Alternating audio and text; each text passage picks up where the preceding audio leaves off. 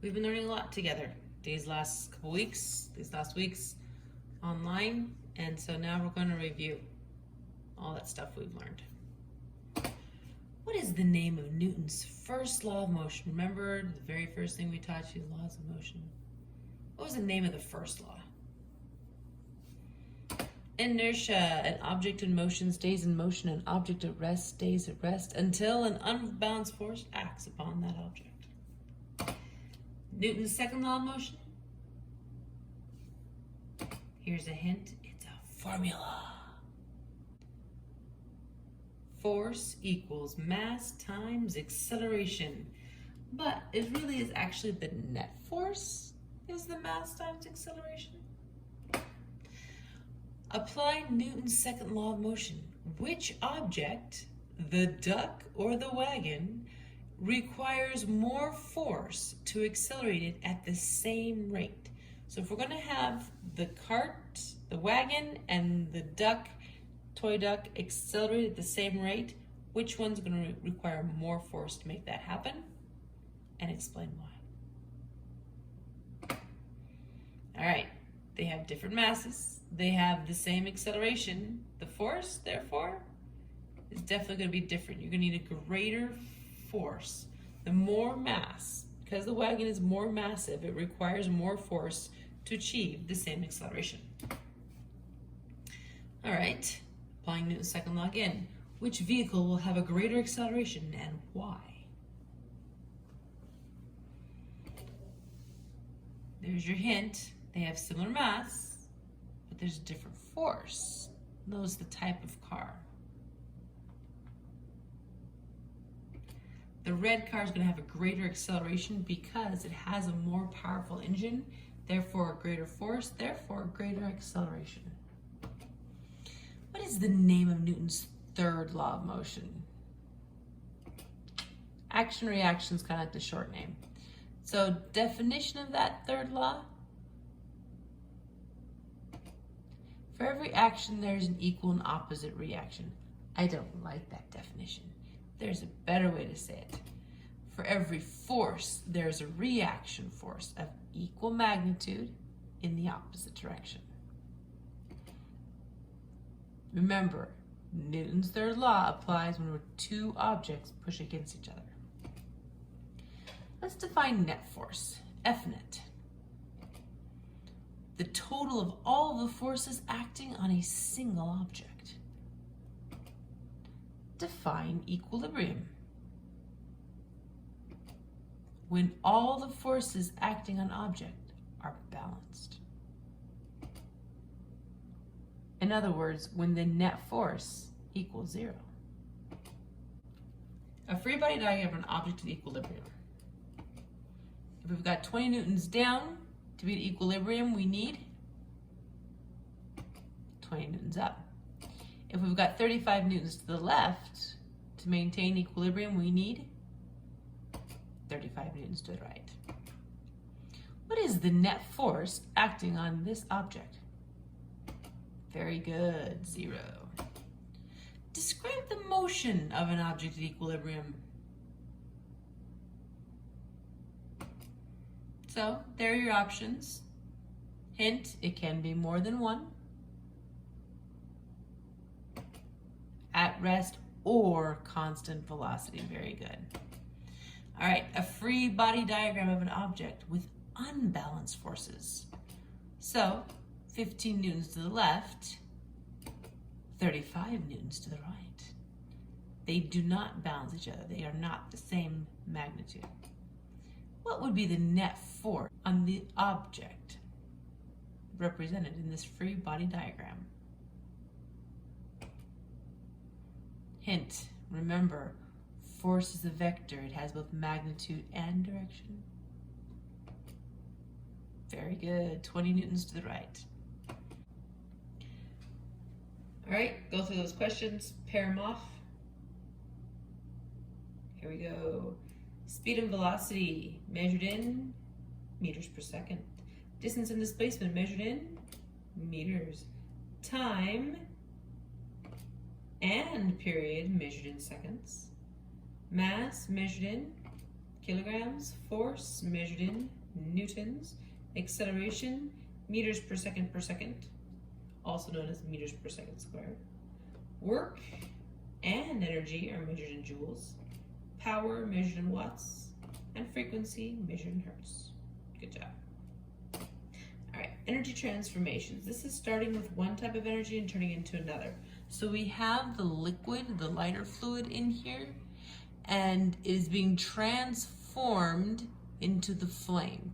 What type of energy is the fluid, and what type of energy do we have with the flame? We're starting off with chemical potential energy, and it's transforming into both thermal and radiant. The heat and the light that it gives off. The heat and the light.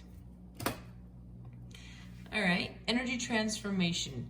The energy that comes from the sun through the process of photosynthesis gets absorbed and used and turned into the energy, which is the planet. What do we have here? Radiant energy of the sun transformed into the chemical energy of the plant. All right, this is the hands being rubbed back and forth like that. What kind of energy are the hands doing, and what kind of energy is it transforming into? The kinetic energy moving the hands transformed into the thermal energy, which is done by friction. All right, work equals force times distance. When are you doing more work? So consider that formula.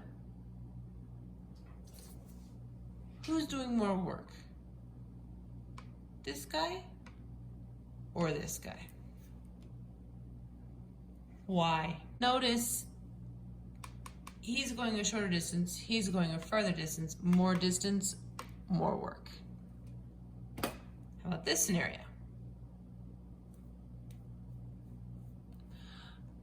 They're going the same distance this time, but this is obviously a much bigger box. So he's going a much farther, he's doing much more force to push this box than it is to push that box. More force, more work. What about power? Power is work divided by time. When are you using more power? Okay, so the idea is it's showing like it's every second you see where he's positioned. So here, and a second later he's there. He's here, and a second later he's there, and then a second later he's there. So, first of all, compare the loads. Work is force and distance. So he's doing a smaller force, he's going a shorter distance, and he's taking more time to do it. He is much less powerful. He is doing a greater force, going a farther distance, and doing it in less time. He's much more powerful. All right, kinetic energy is the energy of motion. We have a bowling ball and a baseball rolling together with the same velocity. Which has more kinetic energy and why? Okay, the bowling ball, because it has more mass. All right, more on kinetic energy. Two baseballs, one thrown by a kid and the other thrown by a professional. They have different velocities. Which has more kinetic energy and why? The baseball that's thrown by the professional, because it's faster. More faster it is, the more kinetic energy it has. Just like the greater the mass, the more kinetic energy it has. Potential energy. So this is the gravitational potential energy, the energy of position. Okay? We have here two bowling balls. Which one has more potential energy and why? The top shelf, because it has more height. More height, more potential energy. More potential to squash and break your toes should it fall off and land on your foot. All right, bowling ball and baseball, both on the top shelf. Which ball has more potential energy and why? The bowling ball, Because it has more mass. All right, so which one has more momentum? So this is momentum. Remember momentum? Do you remember momentum? Momentum is equal to the mass of an object multiplied by its velocity. Remember, that's a constant velocity. All right, so let's look at, we've got two cars there. Which one has more momentum? Explain why. So we got this little car here and we got this fancy sports car there, this racing car. This one's obviously going to achieve a greater velocity than this one. This one's designed for speed, this one not so much. And if you compare that, this one's designed to be economic, so it's going to also have a smaller mass. So smaller mass and smaller velocity is going to result in a smaller momentum. A greater mass, a much greater velocity is going to give us a greater momentum. Which one has more momentum? Explain why. All right, mass, huge mass. She's a much smaller mass, but this rock isn't moving. Velocity is 0, momentum is 0, so she has more momentum than a not moving boulder. All right, impulse. Remember these two formulas for impulse? J equals mass times, so J, which is impulse, mass times the change in velocity, or the impulse is the force multiplied by the change in time. Okay? So we have here a scenario.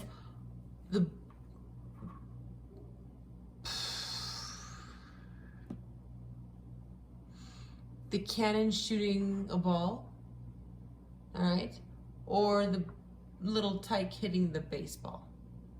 Which one's going to be a greater impulse?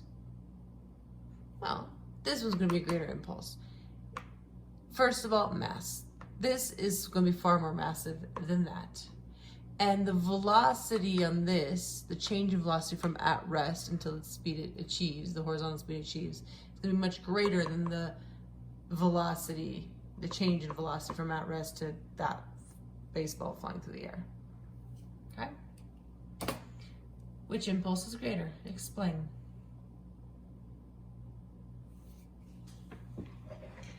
So the ball definitely is going to have a greater mass than the bullet, but the velocity on this bullet is going to be so much greater than the mass on that.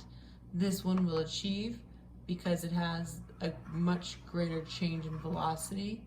This one will achieve a greater impulse, even though this one has a slightly larger mass. Thermodynamics is the movement of heat energy. There are 3 methods in which heat can travel, and they are convection, conduction, and radiation.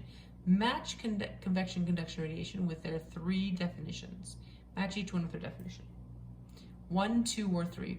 Which one of these, convection, conduction, and radiation, is number 1? Which one is number 2? And which one is number 3?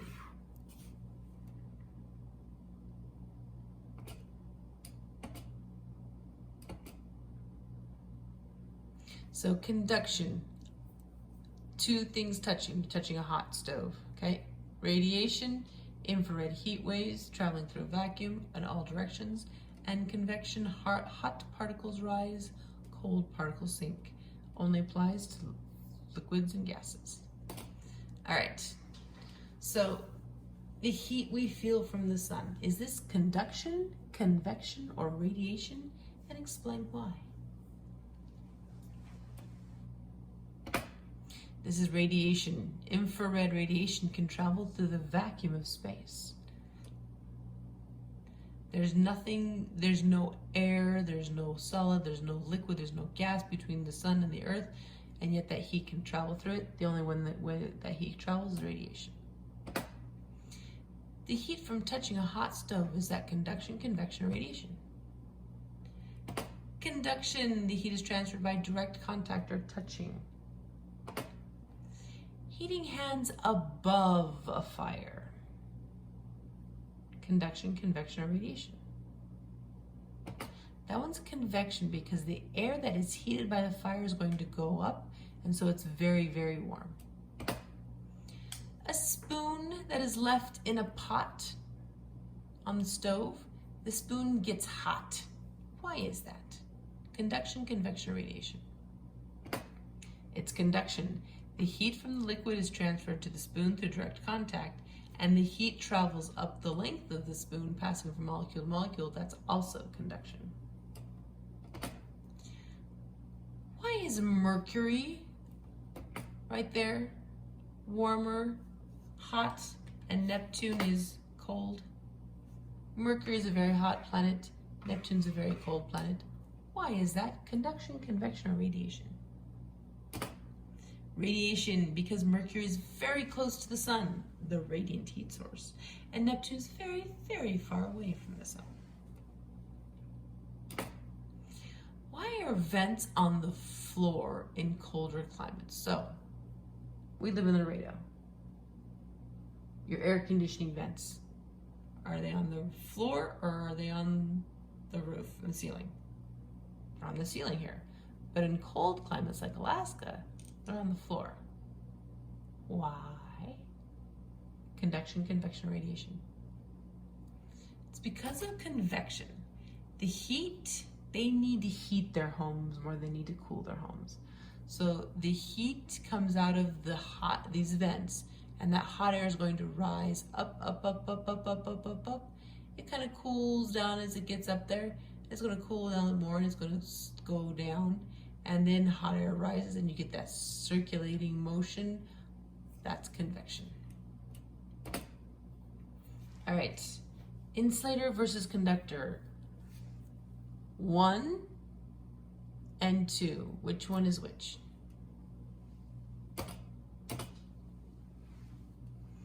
So we have here the idea of insulators. Insulators prevent the transfer of thermal energy by conduction. So we're preventing conduction when we have an insulator. So styrofoam cups, do they work best for hot drinks or cold drinks? Are they intended for hot drinks or are they intended for cold drinks? Both. If it's a hot drink, it keeps the heat in the drink. It keeps the heat warm. It keeps the heat trapped in the liquid. If it's a cold drink, it's keeping the heat from getting in. It's preventing your hand from warming up the drink. It's preventing the hot air outside from warming up the drink. So styrofoam cup works for both. All right, how about putting a coat on Frosty the Snowman to help him survive? So if I put a coat on him or I don't, does the coat help Frosty last longer, or does it help him, or does it make him melt faster? I love this question. Think about a coat. A coat's an insulator. Okay? Coat's an insulator. When you first put on a coat, is it already warm? Does it generate its own heat? No. It warms up once you have it on. It uses your own body heat to warm up. Does Frosty have body heat? No. So if you put a coat on him, it doesn't warm him up. It keeps the cold trapped, his own coldness trapped next to him. So when the sun comes out and the air starts to warm up, you keep that warm air out, you keep the cold trapped next to him. Frosty will survive longer if you put a coat on him. All right, conductors allow easy transfer of thermal energy by conduction. So this is easy conduction happens through conductors, thus the name. So what is the difference between leaving a metal spoon or a plastic spoon in your hot tea? All right, well, the metal spoon, that's a conductor. So the heat easily travels through the length of the spoon, and that end of the spoon gets really, really hot, and it's going to be hard to touch that spoon because it's too hot. But the plastic spoon's an insulator. You leave that in your tea and it's going to get hot. The part that's in the tea is going to get hot, but the rest of this handle doesn't get hot because it's a good insulator. The heat doesn't travel easily from molecule to molecule. All right, how different surfaces react to radiation. So scenario 1, 2, and 3. Reflect, absorb, or translucent. Which one applies to which?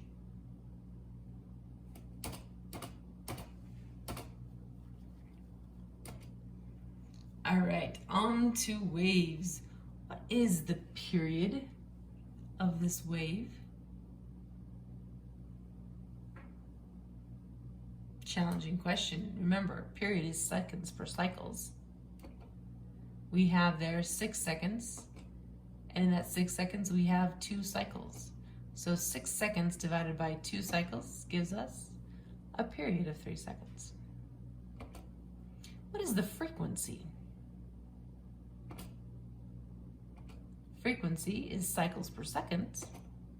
2 cycles divided by 6 seconds gives us 0.33 hertz.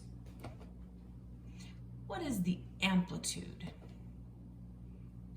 Distance from equilibrium position to the maximum. There's your definition. There's your equilibrium position to your maximum. 13 is going to give us the amplitude of 6.5 centimeters. All right, there are many types of motion learned in physics: linear, projectile, circular, harmonic, and wave. So linear, single dimension, you're either going up and down, or you're going forward and backward, or you're going left, right. Single dimension. Projectile moves in two dimensions. It's going up and down as it goes forward or back. Okay, so 2 dimensions. Circular motion, moving in a circle.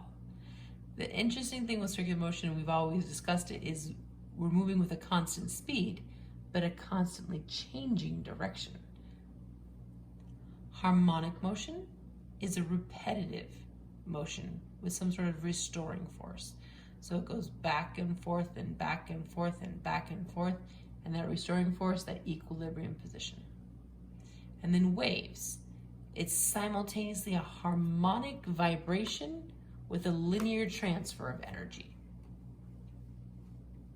All right, here we go. Which type of motion is it? A child swinging back and forth is harmonic. What type of motion is it? The train going around in a circle, constantly changing direction. What type of motion is it? Waves on water. What type of motion is it? The back and forth swinging of a pendulum is harmonic. What type of motion is it? The flying up in that parabolic trajectory, that's a projectile motion. What type of motion is it? Running straight down a straight line in one direction, linear. What type of motion is it? She's got a slinky and she's moving her hand up and down, and we see the slinky moving forward. That's a wave. What type of motion is it? Well, this is a projectile because it's flying forward, but gravity is bringing it down at the same time. What type of motion? It's a little toy playing on a string, and there's its positions every second. Circular. Good job, guys. It's been a pleasure having you this 9 weeks. I hope you learned some stuff, and we'll hope to see you back in school in August. Hope you enjoyed physics.